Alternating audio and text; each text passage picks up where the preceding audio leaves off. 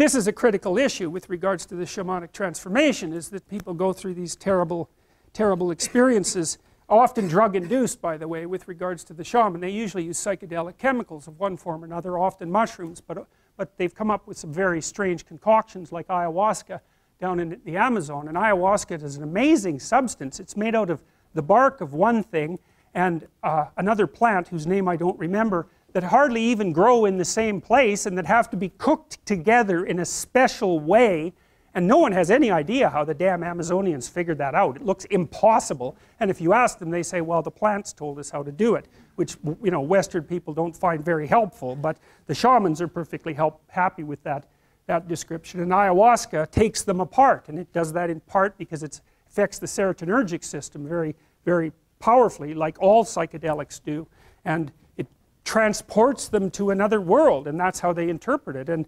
And what we know about psychedelics, you could put in a thimble and then throw the thimble away. We know nothing about psychedelics. There's new experiments going on at Johns Hopkins, for example, with psilocybin, which is part of this active chemical in magic mushrooms. Same structure basically as LSD and mescaline, and all the real psychedelics have basically the same structure, except the one that's derived from Amanita muscaria, which is called muscarinic acid, and it's its own weird thing that no one knows anything about. Anyways, they have profound neurochemical effects in very small doses, and the research group at Johns Hopkins has given psilocybin to research subjects, you know, purified psilocybin, because they started the new experimentation with psychedelics, and that's been banned for like 40 years, because psychedelics were so terrifying to our culture that we just put them away. It's like, whoa, no, we're not going there. And so even from a research perspective, and even though some of the psychedelics look very promising for the treatment of disorders like alcoholism, they recently used psilocybin to help people stop smoking down at Johns Hopkins, and I think they had an 80% success rate, which is just like, that's just absolutely mind-boggling. And so, but if you give people psilocybin and they have a mystical experience, which is very common among people who take these sorts of chemicals, then their personality transforms permanently, such that 1 year later they're one standard deviation higher in openness. And openness is the creativity dimension, and that seems to be a permanent transformation, and so that's really remarkable. And about 80% of the people who undergo the Johns Hopkins experiments report that the experience is like one of the 2 or 3 most important things that's ever happened to them. And so, well, that's something, you know. It's like, and then there's this guy named Rick Strassman down at, I think he was at the University of Texas, and he did experimentation with DMT. And DMT, dimethyltryptamine, if I remember correctly, is the active ingredient in ayahuasca, and you produce it in your brain, and it's in plants. It's like a very common chemical, but DMT is a weird hallucinogen because it has an extraordinarily short mechanism of action. It's like, and people who take it report that they're blasted out of their body, like out of a cannon, and then they go out somewhere and encounter beings of various sorts, and then 10 minutes later they're back, and virtually everyone reports that, which is really strange. And so Strassman was giving people DMT intravenously so that the trip would last longer. This was all you know, NIH funded experimentation, all cleared with the relevant ethics boards, all conducted within the last 10 years. And he basically quit doing it because he was a pretty straight scientist, you know. He was measuring heart rate and pulse and all that sort of thing, trying to look at the physiology, and then the people he was giving these chemicals to kept coming back and telling him these crazy stories.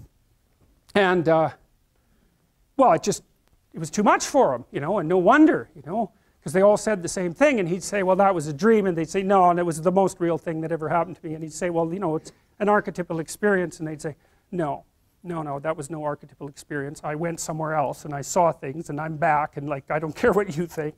And like, who the hell knows, right? Because it's all subjective. But the weird thing about it is that everyone's reporting the same thing. How the hell do you account for that? And then the shaman, you know, when they take these psychedelic chemicals, they basically say the same thing. They say, well, first of all, it more or less killed me. That's this. You know, I dissolved to a skeleton, and then I climbed the tree that unites heaven and earth, and I went into the realm of the gods, and they gave me some information, and I'm back. It's like, okay, well, you know, we don't really know what to make of that, and certainly that's what Eliade describes when he describes the shamanic procession, not the shamanic initiation. And You know, there's dissolution to a skeleton first, and then like a death, a symbolic death, or experienced as an actual death, and then bang, up into the realm of the gods, and then they come back. It's a very old idea. I mean, that's a medieval representation of the tunnel that people travel through at the end of their life to, you know, to find the light, which is a very common near-death experience report, and people don't have any idea what the hell to do with those reports, except say, well, it's the paroxysms of the dying brain, which you'd expect to be a hell of a lot more random, in my opinion. And the idea is there's a rebirth after that. And you know, here, this is the Scandinavian representation of that tree that unites earth with heaven. And so there's the Scandinavian representation. It has a snake, snakes down here eating it. And then that's the Amazonian representation.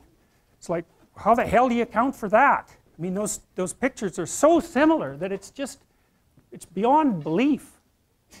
Well, you know, we lived in trees for a long time. A long, long, long, long time. Millions of years. And there were lots of snakes around them. And so the idea that reality is a tree that's surrounded by a snake is, that's in us, man. It's down there. It's deep. And there's something about it that's true. Now, not true like we normally think of truth, but true in an entirely different manner. So, and all that's pretty damn strange. We'll stop with this. My son drew this when he was 7 years old.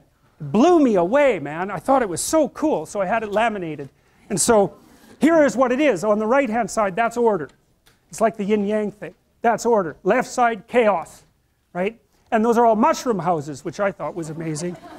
And then there's this river that runs right down the middle, like the line for order and chaos. And then there's this tree that goes up to heaven, and that's heaven up there. It's like there's St. Peter, there's the pearly gates, there's the clouds. It's like, he never went to church, you know. It's like, what the hell? And then there's a little bug there that goes up and down from heaven to earth. And that was him. And I thought, he had a very organized psyche, that kid. He was a very, very stable kid, and still is. And he drew that, and I thought, Jesus, that's just bloody well unbelievable. And I still think that when I look at it. And that's a great example of an archetype. And so we'll see you Tuesday.